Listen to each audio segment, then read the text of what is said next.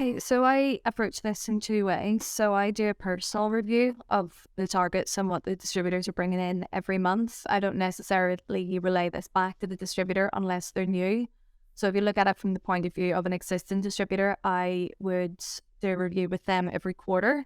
But with a new distributor, whilst they're starting out, it would be every month or every 6 weeks or so, just to make sure that they're on track. If they have questions, if they need to know anything.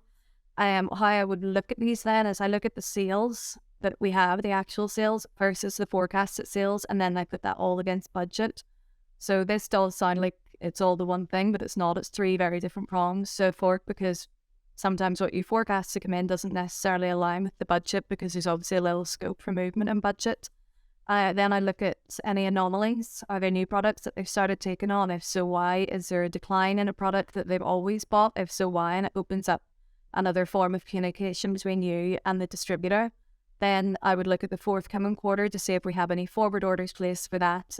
Because if we're slightly behind in, say, Q1, we would want to be looking to be slightly ahead in Q2 or Q3 to make sure that overall we're bringing in the correct budget for the year.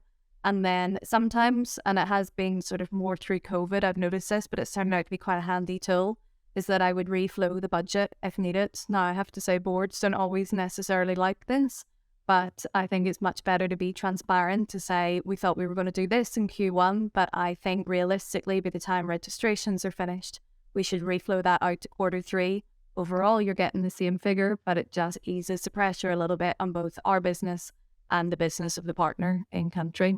When you're working with distributors, it's great to look at the bigger picture in that you may take a hit of maybe 5% in your overall gross margin, but you've also won a tender and you're going to be established in that country for 3 years, for example, and you've opened up a different sales channel. So again, we do tend to look at, the nitty gritty, the granular, small figures, things like that. But if you can step back and work with your distributor and look at an overall picture and see what you're going to gain sort of long term out of working with them, then I think that can also be a really viable thing to do.